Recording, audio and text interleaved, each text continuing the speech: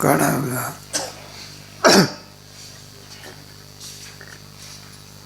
जेव्हा जगात हे सत्य नसून काय त्या अज्ञासाचे प्रकार किती म्हणजे दोन. कार्याभ्यासाची सामग्री बरं सामग्री जमत नाही म्हणून कार्याभ्यास सिद्ध होऊ शकत नाही. बरं दुसरा अभ्यास कोणता? त्याची सामग्री कोणती? सामान्य रूपाने आणि विशेष रूपाचं सामग्री काय होत नाही, सिद्ध होत नाही. तर खंडन करायचं त्याचं. ते आपलं काल झालं की कार्याभ्यासाचं आपलं आहे. आपण कार्याभ्यासाची सामग्री पूर्वपक्षाच्या मताने कोणती? सजातीय नाही, सत्यवस्तू ज्ञानजन्य. आता वेदांताच्या मताप्रमाणे कोणती सामग्री? आणखी काल झालं ना आपलं केवळ संस्कार, सजातीय वस्तू. बरोबर आहे ते, पण सजातीय पण पद काय करायचं? मग काय काय ज्ञानजन्य संस्कार, त्याच्यातही म्हणा ज्ञान काय करायचं? मग काय शिल्लक राहिलं? संस्कार हेच वेदांताच्या मताने काय आहे सामग्री. ज्यावेळेला अभ्यास होत असतो त्यावेळेला ज्ञान असते का ज्ञानाचे संस्कार असते? तुम्ही परीक्षा देता त्यावेळेला समोर ज्ञानेश्वरी असते का संस्कार असतात? संस्कार हेच परीक्षेची काय सामग्री. पहिला संस्कार आणला कुठून? वेदांतवाला. मग काय सांगायचं? अनादि आहे. पूर्व संस्कार हा उत्तर संस्काराला काय अनादि आहे. पूर्व असताना बंधाला कारणीभूत आहे. पहिला संस्कार पहिला सुरू ज्यावेळेला अभ्यास झाला त्यावेळेला संस्कार आणला, त्याला सांगायचं अनादि आहे. वेदांत शास्त्रामध्ये 6 पदार्थ काय कोणते अनादि आहे?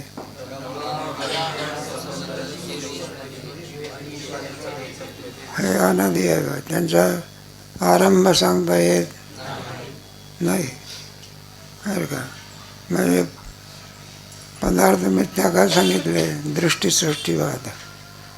दृष्टीसृष्टीवादामध्ये ज्या वेळेला जो पदार्थ दिसतो त्यावेळेलाच तो पदार्थ आहे, एरवी तो पदार्थ नाही. ज्ञान कालामध्ये फक्त पदार्थ. ज्ञान नसेल तर काय नाही. तुम्हाला दोरीवर ते सर्पाचं ज्ञान असेल तेव्हा सर्प आहे. तुम्हाला ज्ञान नसेल तर सर्प नाही आहे का? तिथं दोरीशिवाय जसं काय. दृष्टीसृष्टीवाद म्हणतात त्याला. चांगला आहे तो, वेदांताचा वाद आहे तो.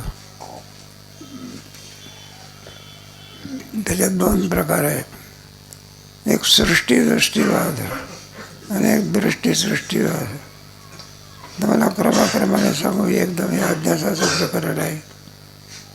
डोक्यावरून पाणी जाते. श्रोत्या मंडळीला असं वाटते बुवा काय सांगतो कोणाच माहिती नाही का?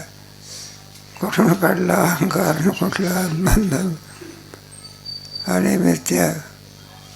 पण चांगला आहे त्याचा विचार होणं हे चांगलं आहे की आपल्याला कळणं आहे. तत्त्वज्ञान म्हणतात त्याला. तत्त्वाचं ज्ञान असणं हे अवश्य ज्ञान आहे नाही का? तत्त्वाच्या ज्ञानाचे निर्णय होत असतो. म्हणजे की ते तरी काय तत्त्वज्ञानच आहे की? तत्त्वज्ञानाशिवाय काय? अर्जुनाला काय सांगावं लागलं? मोह निवृत्ती करणं काय सांगावं लागलं? मोह झाला का त्याला? हे काय मोहाचा परिणाम गेला कशा करता बरं का? काय करून राहिला? गेला खरंच कशा करता होता? विजय मिळवण्याकरता. विजय मिळवण्याचं बाजूला सोडून काही नाही बघा, खाली बसला, रडत बसला म्हणा. श्लोकात आहे ना, रडत बसला अश्रुपूर्ण आकुलेशनम असं म्हटलेलं आहे. तंतता कृपया विष्ट अश्रुपूर्ण आकुले विशिदंतमिदम वाक्यम वा. अश्रुपूर्ण आकुल म्हणजे डोळ्यातून कानातून अश्रू येते का, अश्रू कुठून येते, तोंडातून येते का, तोंडातून काय येते, नाकाला डोळ्यातले असतो कोणाला पुसता येते, नाकातले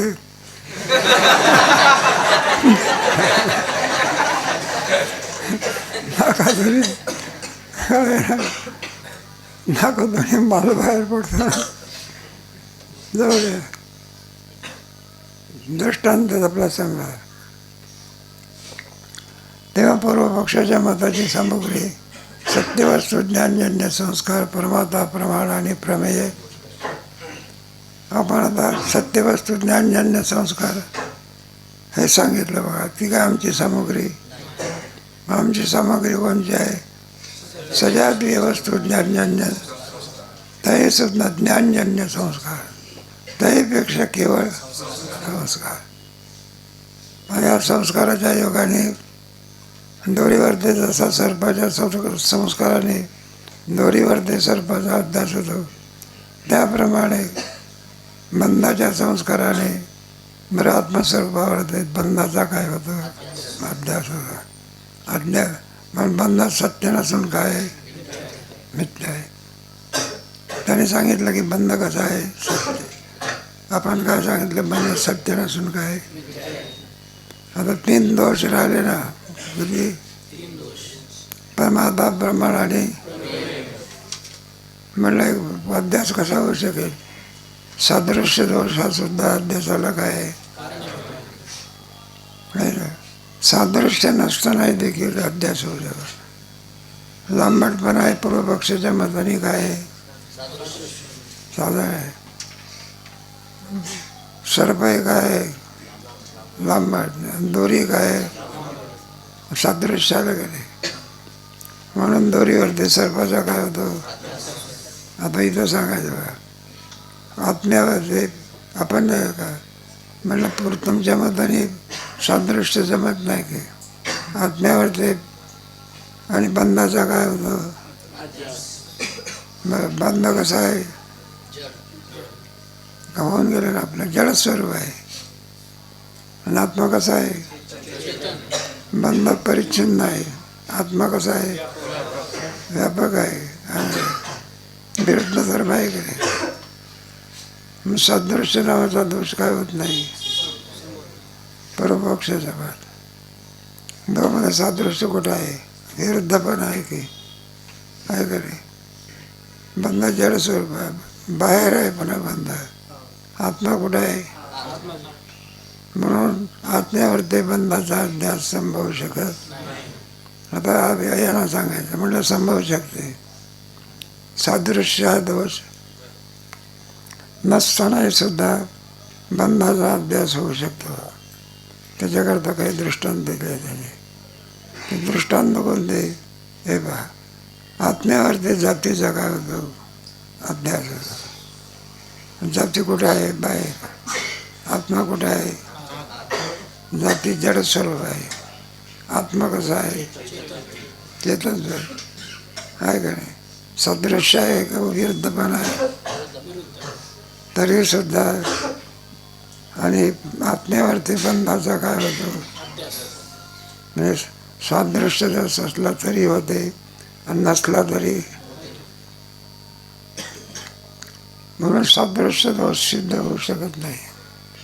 पुढे प्रमादा प्रमाणाने हे दोष सिद्ध होऊ शकत नाही. कसे सिद्ध होऊ शकत नाही, हे क्रमाक्रमाने सांगतात.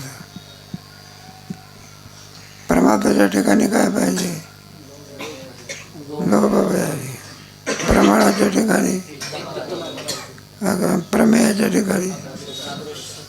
आता प्रमादाच्या ठिकाणी काय पाहिजे, नाही बघा, बरोबर आहे. ज्याच्या ठिकाणी भीती असेल त्याला सर्पाचा काय होत नाही, भीती कारण आहे त्या. बघा, मग गारोडी लोकांना सर्पाची भीती असते का? तरी त्यांना सर्पाचा काय होतो, अध्यास. भयादी पाहिजे असंच नव्हे, तरी सुद्धा सर्पाचा काय होतो. मग गारोड्याच्या ठिकाणी भय आहे का? ते धरणारे, साप धरणारे लोक असताना ते घाबरत नाही बघा. ते काय करतात, मग त्यांच्या ठिकाणी आलं लक्षात. भय नसताना सुद्धा, भय असताना सुद्धा काय म्हणजे भय नसतानाही देखील बरं का क्रिया होऊ शकते. कारण गारोडी माणूस भयरहित आहे. काय आपल्या ठिकाणी काय आहे काय मतात भयरहित आहे, तरी सुद्धा सर्प पाहिल्यानंतर त्यालाही सुद्धा काय वाटते, तरी त्याला सुद्धा सर्प दोरीवर ते सर्पाचा काय होतो, अज्ञात होतो. लोभ भयादी भय. मग एखादा शिंपले वाढते, रजतवाचा काय होतो, आपली गोष्ट वेगळी. वैराग्यवान पुरुष आहे कोण, आणि त्याला सुद्धा शिंपले वाढते, संधीचा काय होतो, अज्ञात होतो. दोन्ही दोष. आणि तुमचा कोणता आहे, हे तिन्ही प्रकारचे दोष नसताना देखील अभ्यास होऊ शकतो.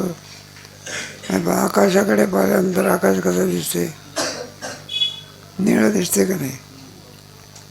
निळेपणा आहे ना, खरोखर आकाशाच्या ठिकाणी निळेपणा आहे का? पण आपल्याला काय होतं, निळेपणा आणि आकाशाच्या मध्ये विरुद्धपणा आहे. काय आहे, तरी सुद्धा आकाशाच्या ठिकाणी निळेपणाचा काय होतो, अध्यास होता. सदृश्य दोष नाही. पुढे सर्वाच्या डोळ्यामध्ये काय दोष आहे का? पित्तमळादी आहे का? तरी सुद्धा सर्वांना आकाशावरती निळेपणाचा काय होतो, अध्यास होतो. बघा, प्रमाणाच्या ठिकाणी प्रमादाच्या ठिकाणी लोभ भयादी नसताना सुद्धा आकाशाच्या ठिकाणी निळेपणाचा काय होतो. म्हणजे दोषत्रय हे अध्यासाला कारण. मग कारण किती आहे, संस्कार. हेच अध्यासाची, कार्य अध्यासाची काय पुढे. कार्याध्यासास हे दोषत्रय कारण नाहीत. पूर्वपक्षाचा अनुवाद. प्रमात्याचे ठिकाणी लोभभयादी, प्रमाणाचे ठिकाणी पित्तमलादी आणि प्रमेयाचे ठिकाणी सादृश्य हे तीन दोष अध्यासास कारण आहेत. आणि आत्मा व अहंकारादी बंध यांमध्ये सादृश्य नाही.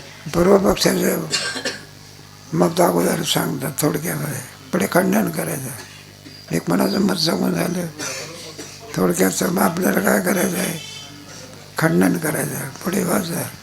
प्रमाता व प्रमाणांची स्वस्वरूपेच असिद्ध आहेत, म्हणून आत्म्यावर बंधाचा अध्यास नाही, असे पूर्वपक्षाचे म्हणणे आहे. पूर्वपक्षाचं मत सांगितलं, आत्म्यावर ते बंधाचा अभ्यास होऊ शकत. मग अध्यासच होत नाही आत्म्याचा, म्हणून आत्मा अध्यास नसून काय सत्य आहे.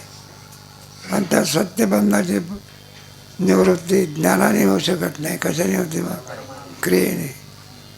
मग कर्म हेच मोक्षाचं काय आहे, पूर्वपक्षाचं मत. आपल्याला खंडन करायचं. वाचा.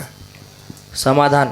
परंतु हे म्हणणे बरोबर नाही. पूर्वी ज्याचे असण्याने कार्य होते आणि नसण्याने होत नाही, असे कारणाचे लक्षण केले आहे. हे पहा, जे असण्याने काय होते, नसले तर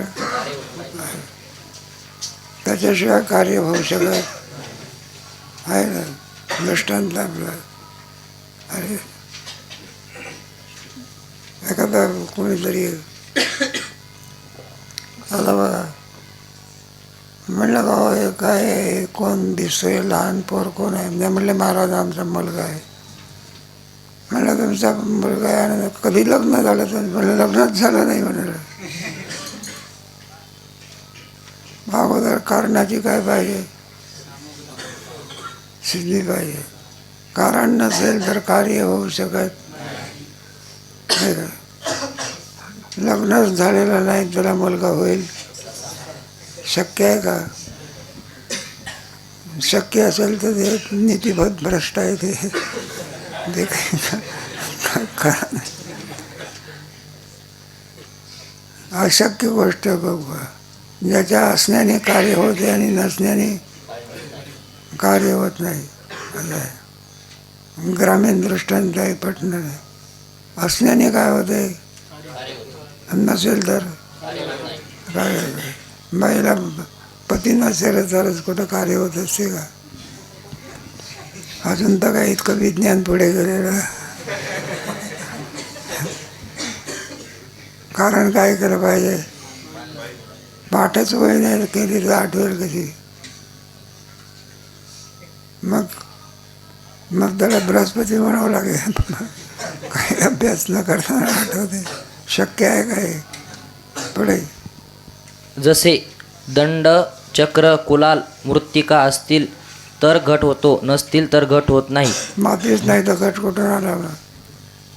मग घटाची सामग्री कोणती आहे? माती आहे. पुन्हा कोण आहे? कुलाल कशाने सामग्री आहे?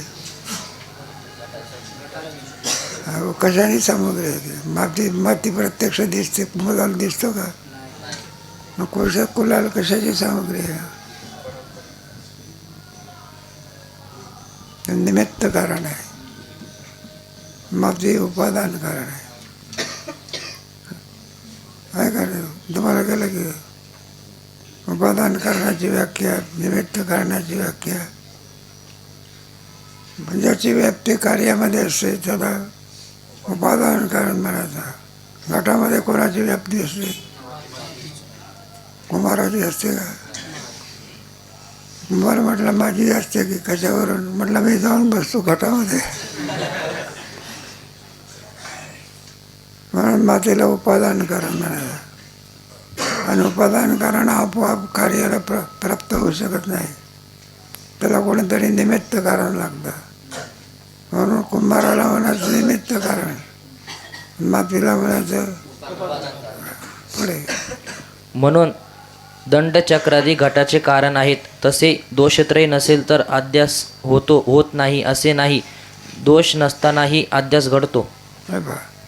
कुलाळच नसेल तर घट होऊ शकत. अगोदर कारणाची काय असं लागते सिद्धी. तसे दोष असेल तर बंद होऊ शकतो, दोष नसेल तर बंद होऊ शकत. म्हणून दोषत्रय अध्यासाचे कारण नाही.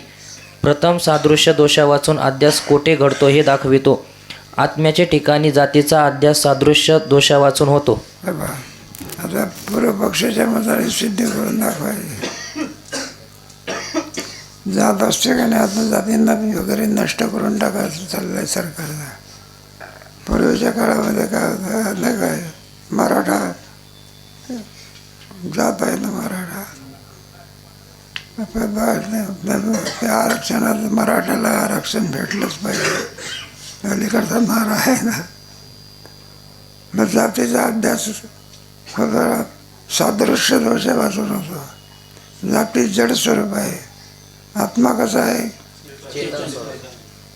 जाती परिच्छिन्न आहे, आत्मा कसा आहे कडे? जाती बाहेर आहे, आत्मा कुठं आहे? म्हणून विरुद्ध धर्म आहे. आत्म्यावरती जातीचा अध्यास होऊ शकत, सारखेपणा नाही. पुढे ब्राह्मणत्वादी जाती हा स्थूल शरीराचा धर्म आहे, आत्म्याचा किंवा सूक्ष्म शरीराचा धर्म नाही. सूक्ष्म शरीर म्हणजे अंतःकरण, पंचप्राण आणि 10 इंद्रिये असा 16चा समूह. स्थूल शरीरे अनंत झाली तरी सूक्ष्म शरीर एकच असते. सूक्ष्म शरीर मात्र एकच असते. सदरे बदलत राहतात पण शरीर काय असते? कपड्याबरोबर शरीर बदलते का? कपडा काय होतो? हा कपडा नाही, दुसरा नाही. मग त्याप्रमाणे सूक्ष्म शरीर तेच राहते, स्थूल शरीर बदलत जाते. आज या देहात, उद्या परवा कोणत्या देहात जावं हे काही सांगता येत नाही. खंती ते न करा. होणे गाढा पूर्वी माणूस होता, पापामुळे कोणाच्या शेतात गेला गाढवाच्या, काही नाही, पापाची शेतात. पाप पुण्यामुळे शरीर मिळत असते. पाप नाही न पुण्य नाही तर मुक्त अवस्था. यक्षनाहं करतो. अधिक पाप झालं तर हे सगळे असंग शरीराचे शरीर मिळतात. बघा, अधिक पापाची शरीर असते. एखाद्या पशुला म्हणा, बैलाला कुठं हात असते का? मग काय असते? पायच असते, हात कुठं आहे? म्हणतो त्याला काही वैरण खायची असेल, हातात धरून खाता येते का? मग काय करायचं? तोंड लावायचं. बरं, त्याला वाणी कुठं आहे? वाणी नाही ना. अरे भूक लागली आहे, तो बैलाला कुठं सांगता येते का? बैलाची स्तुती केली तर हसत असतो का बैल? एखाद्या कीर्तनकाराची स्तुती केली तर बरं शिव्या दिल्या कोणाला? बैलाला. मग बैलाला राग येतो का? जाऊ द्या, मनुष्य देहामध्ये सगळे शरीर आहे. तेव्हा सूक्ष्म शरीर एकच असतं. स्थूल शरीर बदलत राहतात. पुढे आत्मा नित्य असून सर्वव्यापक आहे आणि सूक्ष्म शरीराचा नाश ज्या शरीरात ब्रह्मज्ञान होईल त्या शरीरात एकदाच होतो. हे स्थूल शरीर आहे, रोगाने नाहीच होते. कशाने? त्याला 3 प्रकारचे नाश लागलेले आहे. स्वभाव नाश, परत्वा नाश, आश्रय नाश. सूक्ष्म शरीर आहे, त्याचा नाश होतो, पण तो ब्रह्मज्ञानाने होतो. कशाने? मग ब्रह्मज्ञान झालं की मग मुक्त अवस्था. आणि प्रारब्ध संपलं म्हणजे मुक्त अवस्था नाही. पुन्हा दुसऱ्या देहात, या देहातून त्या देहातून फिरत फिरत आपण कोणत्या देहात आलो, पण त्याचा उपयोग काहीतरी करून घेतला पाहिजे. पुढे म्हणून जात्यादी धर्म आत्म्याचा किंवा सूक्ष्म शरीराचा म्हणता येत नाही. जात्यादी धर्म सूक्ष्म शरीराचा म्हणता येत नाही. पुढे कारण आत्मा व सूक्ष्म शरीर एकच असून उत्तर शरीरात जाती भिन्न होती. हे पहा, आत्मा आणि आत्मा मात्र एकच असतो. कोणत्याही शरीरातला आत्मा भिन्न भिन्न नसून काय? आकाश किती असते? कुठेही असू द्या, भिन्न भिन्न आकाश. आमच्या घरचं आकाश काळं आहे म्हणाला, तुमच्या घरचं आकाश पांढरं आहे, असं कुठं असतं का? मग आकाशामध्ये काही भेद आहे का? तसं आत्म्यामध्ये काय नाही. मुंगीपासून तो तर ब्रह्मदेवापर्यंत सर्वांचा आत्मा एकच आहे. हरिपाठात आहे ना, सर्व गाठी राम. कर्मयोगात असा नियम नाही की पूर्व शरीरात जी जाती असते तीच उत्तर शरीरात व्हावी. आणि स्थूल शरीराचा धर्म न मानता आत्म्याचा किंवा सूक्ष्म शरीराचा धर्म मानला तर सर्व उत्तर शरीराच्या ठिकाणी दुसरी जाती होणार नाही. ते काय नाही, आत्म्याचा वगैरे धर्म नाही. जाती आहे ना, ती मात्र काय होत नाही, बदलत नाही. जात आहे, सगळं जातच आहे की दर्जाच्या.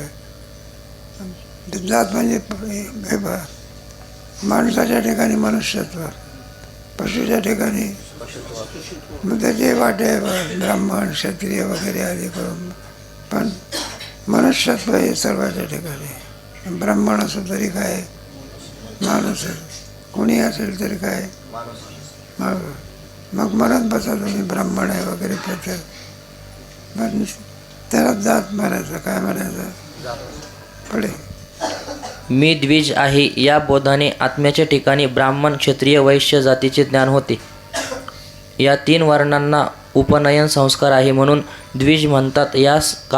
या कारणास्तव आत्म्याच्या ठिकाणी जातींचा अध्यास सादृश्य दोषा वाचून आहे. इतकेच नव्हे तर उलट आत्मा व्यापक, जाती परिच्छिन्न, आत्मा प्रत्येक, जातीपराक, आत्माविषयी, जातीविषयी असे विरुद्ध धर्म.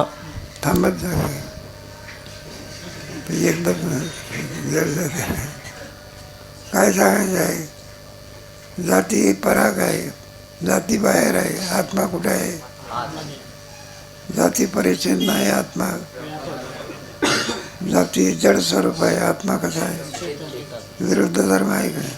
तरी सुद्धा विरुद्ध धर्म असतानाही देखील आत्म्यावरती जातीचा काय होतो अंध्यास. काही आहे का त्याच्यामध्ये. सादृश्य दोषा वाचूनही सुद्धा काय होतो. म्हणजे सादृश्य दोष हा अध्यासाला काय नाही, कारण नाही सांगाय. पुढे पुढचे आणखी 2 दोष आहे, प्रमादा आणि प्रमाण, ते सुद्धा कारणीभूत नाही. बस. असे विरुद्ध धर्म असताही आत्म्याच्या ठिकाणी अहंकारादी सर्व बंधाचा अध्यास घडतो. तसेच डोळ्यांचे काविळीमुळे शुभ्र शंखाचे ठिकाणी पिवळ्या रंगाचा अध्यास होतो. दोष नसतानाही सुद्धा अध्यास हो.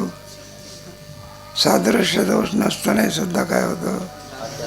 तो म्हणला ना सादृश्य आहे म्हणून तर दोरीवर त्या सर्पाचा काय झाला.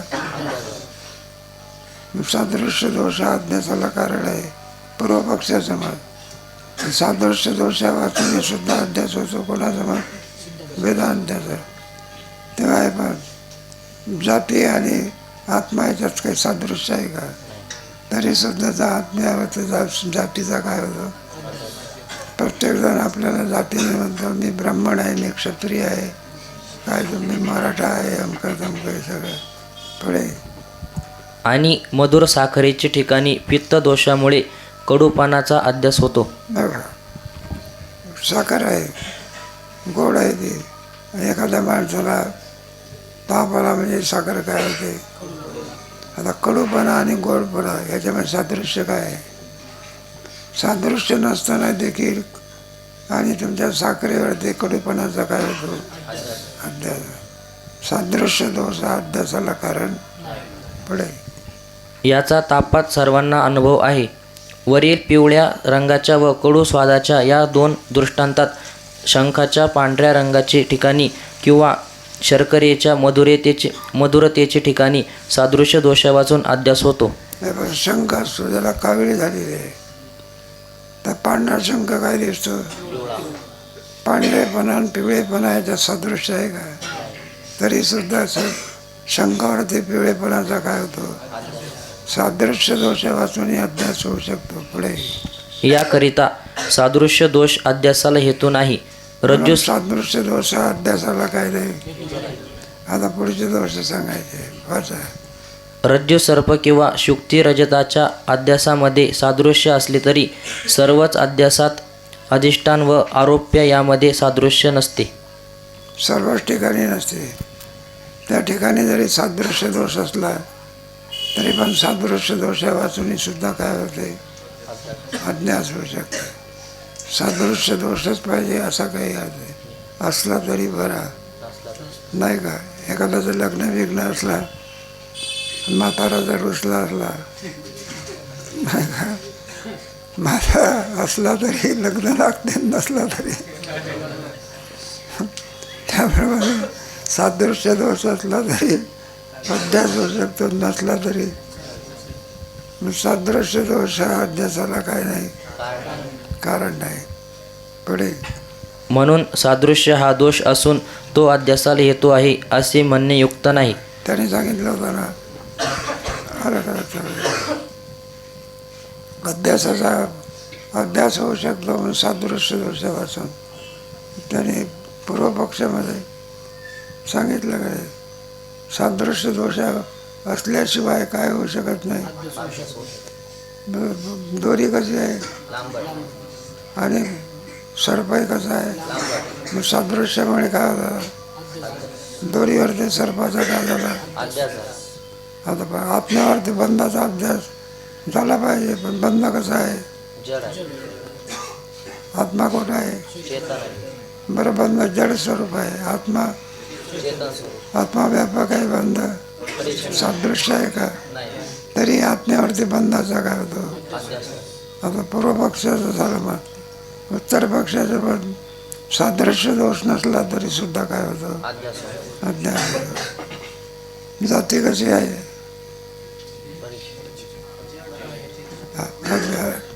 आत्म्यावरती सादृश्य आहे का त्याच्यामध्ये. पांढरेपणा पिवळेपणा सादृश्य आहे का. तरी शंकावर पिवळेपणाचा काय होतो? बरं का, गोड आणि आंबट्याचं काय सादृश्य आहे का? तरी सुद्धा साखर काय लागते? म्हणजे साखरेवरती कडूपणाचा काय होतो? पुढे या करून सादृश्य दोष अध्यासाला हेतू नाही हे सिद्ध झाले. म्हणून सादृश्य दोष अध्यासाला काय नाही. पूर्वपक्षाचं मत सादृश्य दोष पाहिजे तरच काय होतं. आणि उत्तर पक्षाच्या मतामध्ये सादृश्य दोष असला तरी अध्यास होतो, नसला तरी पुढे.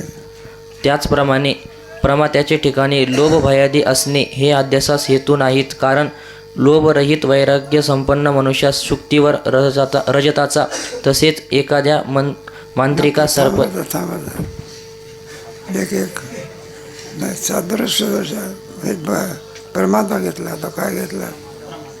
प्रमाताच्या ठिकाणी लोभादी काय पाहिजे? दोष पाहिजे ना. मला बरोबर आहे.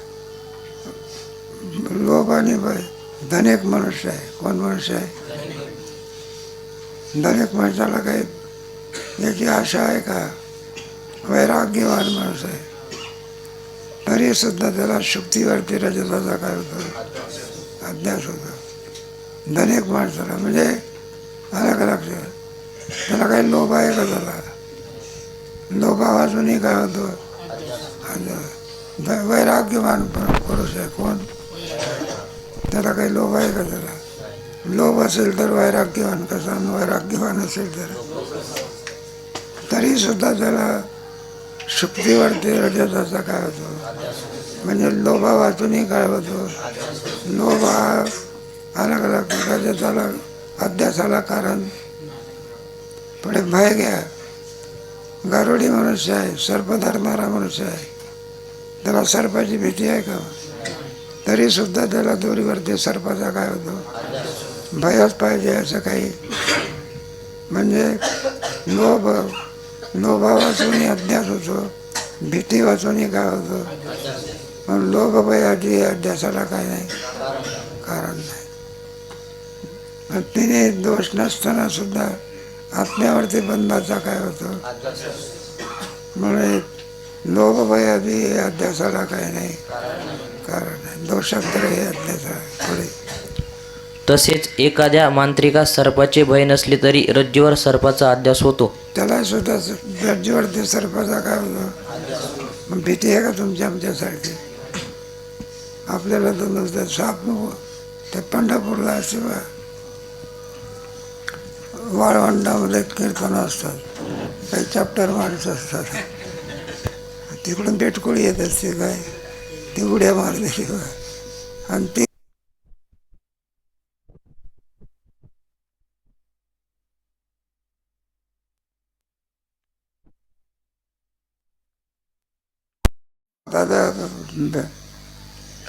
बेटकोळीवरती सर्पाचा काय झाला? अध्याय. बेटकोळीमुळे माणसं उडली का सापामुळे? जाऊ द्या. कशा करता सांगितलं? मांत्रिक लोकाला सर्पाची काय नसते तरी सुद्धा त्यांना सुद्धा दोरीवरती सर्पाचा काय होतो? लोभ पाहिजे असा काही संबंध नाही. पुढे लोभ भयादी अध्यास हेतू असते तर रुपयाच्या किंवा सर्पाचा अध्यास त्यांना झालाच नसता. झाले ना. मांत्रिक माणसाला सुद्धा काय दिसते? दोरीवरती अध्यास होऊ शकतो. बरं, तुमच्या धनिक माणसाला लोभ नाही, काय नाही, तरी सुद्धा त्याला शुक्तीवरती रजताचा काय होतो? मांत्रिकाच्या ठिकाणी भय नाही, काय नाही, तरी पण सुद्धा दोरीवर सर्पाचा काय होतो? म्हणजे भय आणि लोभ पाहिजे याचा काही संबंध अध्यास झाल्याशिवाय राहत. खंडन चाललंय आपला.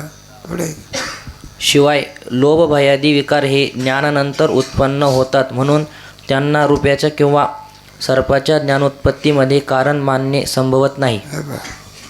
हे लोभ भयादी वगैरे किंवा सर्प दिसण्याच्या अगोदर भीती असते का? मग केव्हा भीती होत असते? हो म्हणला तुमच्या बघा म्हणला सर्प, लगेच भीती उत्पन्न. पूर्वी होती का? अभ्यासानंतर सिद्धी होते याची. कधी कधी अगोदर अभ्यास होतो, नंतर मग भयाची सिद्धी. अगोदर सर्पाचा अभ्यास होतो, मग पाहणाऱ्याच्या अंतःकरणात काय उत्पन्न होते? अगोदर चांदीचा अभ्यास होतो, मग पुढे पाहण्याच्या अंतःकरणात लोभ उत्पन्न होतो.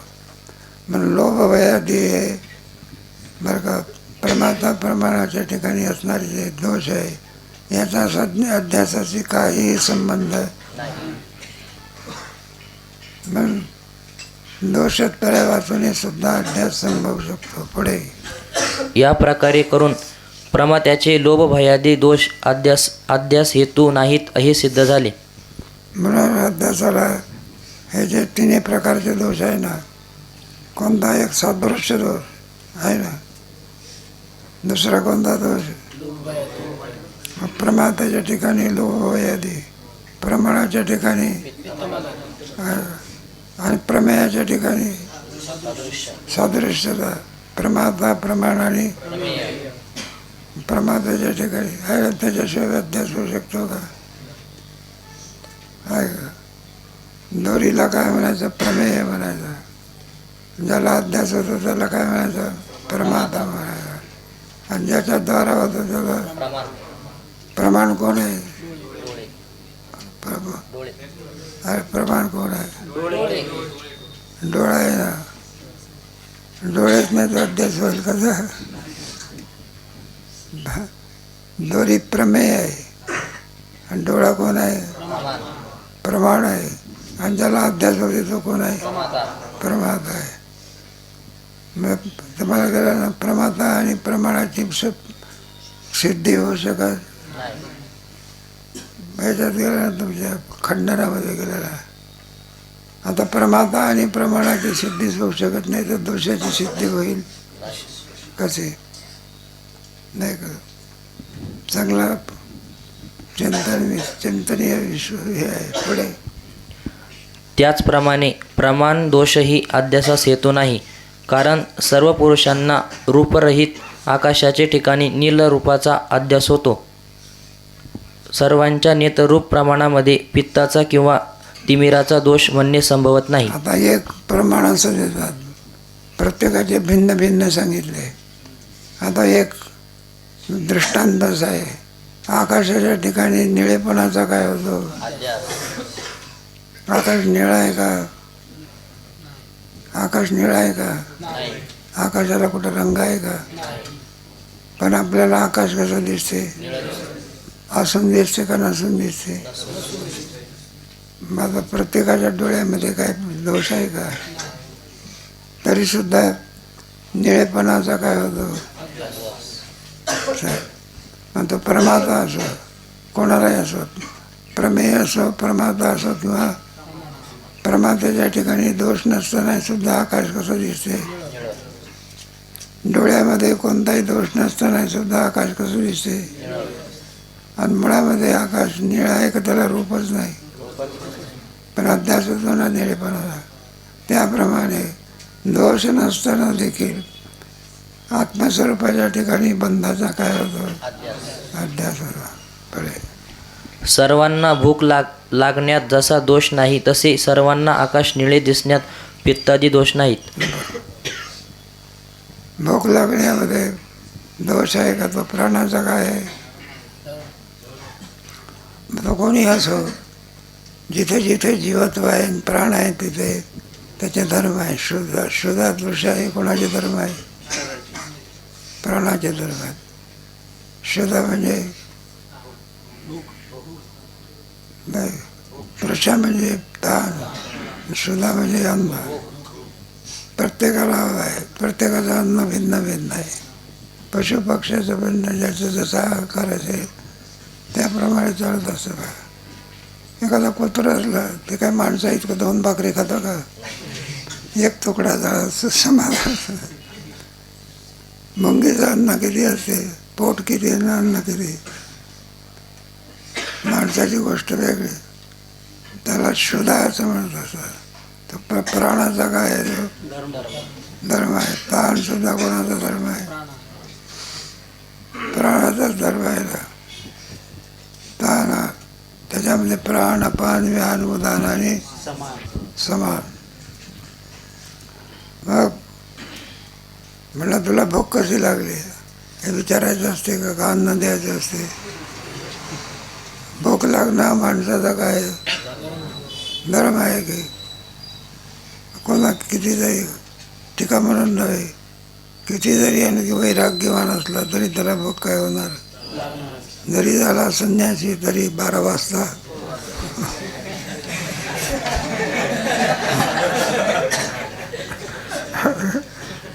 तर सुद्धा मधुकरीला काय करावं लागेल? एवढंच आहे, त्याला स्वयंपाक करता येत नाही, काय नाही. कारण संन्यास हा धर्म आश्रम धर्मावरती अवलंबून आहे. गृहस्थाश्रमावरती कोणता धर्म अवलंबून आहे? संन्यास. मग गृहस्थाश्रमाचं कर्तव्य आहे, त्याला भिक्षा काय केली पाहिजे? आणि जर तुम्ही भिक्षा नाही वाढले तर नाही सुकृताची संपत्ती सगळं सुकृत घेऊन जाते तो. आणि त्याला जर भिक्षा वाढली ना महान पुण्याचं हे आहे. म्हणून अपमानिली अतिथी मी सुकृताची संपत्ती. म्हणलं दष्टपुष्ट दिसून भीक मागतो का? काम करायला काय झाला? सर्वामध्ये श्रेष्ठ धर्म कोणता आहे ना? संन्यास आहे का? म्हणून तर ज्ञानोबराच्या वडिलांनी कोणत्या धर्मात स्वीकार केला होता अगोदर? संन्यास धर्म आहे. पण त्याच्यामध्ये आहे ना, संन्यास धर्म एकाएकी घेता येत नाही, गृहस्थाश्रम वाटतं. मग काय पत्नीची काय असते? पत्नीची हे न घेताना, आज्ञा न घेताना संन्यास धर्म काय केला? स्वीकारला. ज्ञानोबराच्या चरित्रामध्ये आहे का? मग गुरुमध्ये काय सामर्थ्य आहे? पुन्हा आणखी संन्यास धर्म सोडून देऊन कोणता धर्म स्वीकारायला लावला? पुन्हा मग आनंदाची गोष्ट आहे ना, नाही का? 4 रत्नासारखी तुम्हाला आम्हाला काय झाले मिळाले? कसं सामान्य आहे का असामान्य आहे? सदाशिवाचा अवतार, महाविष्णूचा अवतार, ब्रह्मा, आदिशक्ती, हे काही सामान्य आहे काय? सूर्यासारखे काय? तिने देव जायचे, नदी सूर्य जाई. जाऊ द्या, आपल्या विचारसागराचा पाठ आहे, ज्ञानोबराचं चरित्र तुम्ही आहे. चला पुढे. म्हणून प्रमाण दोष ही अध्यासाचा हेतू नाही हे सिद्ध झाले. प्रमाण दोष सुद्धा अध्यासाला काय नाही. प्रमादा दोषी सुद्धा अध्यासाला कारण नाही. प्रमेय दोष एक सुद्धा अध्यासाला नाही. आणि प्रमाता प्रमाण आणि प्रमेयाच्या ठिकाणी सादृश्य दोष, प्रमाणाच्या ठिकाणी आणि प्रमादाच्या ठिकाणी लोक, हे तिन्ही अध्यासाला काय नाही कारण. म्हणजे ज्या वाचून सुद्धा काय होतं? अध्यास असले तरी बरे, नसले तरी म्हणताना कारण मानता येत नाही. पुढे आकाशाचे ठिकाणी नीलतेचा जो अध्यास होतो त्यामध्ये सादृश्य दोषाचाच अभाव आहे असे नाही, तर बरोबर आहे. बस आहे.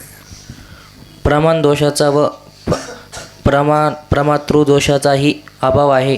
कोणताही दोष नसता आकाशाचे ठिकाणी नीलतेचा अध्यास होतो. प्रत्येकाच्या डोळ्यात काय दोष आहे का? तरी सुद्धा आकाश निळ नसताना देखील आपल्याला निळेपणाचा काय होतो? म्हणून सादृश्य दोषा वाचून काय होतं? अध्यास. तसा आत्म्याचे ठिकाणी कोणताही दोष नसता बंधाचा अध्यास संभवनीय आहे. म्हणून आत्म्यावरती कोणताही दोष नसताना बंधाचा काय होतो? अध्यास होतो. संसार बंधन थोडा वेगळी साधू संत आहे ना, बंधा दुःखाला काय आहे? कारणीभूत आहे ना. हे चाललेलं आहे आपला बंधा. कसा सत्य नसून कसं आहे? मिथ्या आहे. सिद्ध करून दाखवायचं. वाचा. या दोघांचा विचार संक्षेप शारीरिक विवरणादी ग्रंथात विस्तारपूर्वक करून हे दोष अध्यासास कारण नाहीत असे सिद्ध केले आहे, पण विस्तार भयास्तव याचे वर्णन आम्ही येथे दिले नाही. म्हणून वेदांताचे जे ग्रंथ आहे त्या ग्रंथामध्ये अधिक व्याख्यान केलेलं आहे. आधी देतो इतकं थोडक्यात दिलेलं आहे. आनंदाची गोष्ट आहे म्हणा, थोडक्यात दिलं हे बरं आहे. हे ऐकते वेळेस तर झोप यायला पाहिजे. म्हणून बंध आला का लक्षामध्ये सत्य नसून काय आहे? म्हणून कर्माने त्याची निवृत्ती होत नाही. मग कशाने होते? आणि कोणत्या ज्ञानाने? म्हणून तो अर्जुनाला भगवंताने कोणतं ज्ञान सांगितलं? कसा स्वयंपाक करायचा आणि कसा पान मारायचा. ब्रह्मविद्या सांगितली. कोणती विद्या? पुढे कारणाध्यासाचा संभव शंकेत कारणाध्यासाचा संभव. थोडक्यामध्ये कारणाध्यासाची सामग्री पूर्वपक्षाच्या सामान्य रूपाने विशेष रूपाचं. म्हणजे कारणाध्यास काय होतो? आता हे सामान्य रूपाने ज्ञान आणि विशेष रूपाने अज्ञान हे विरोधी धर्म एका ठिकाणी राहू शकत नाही. त्याचं खंडन करायचा तो प्रकार कधी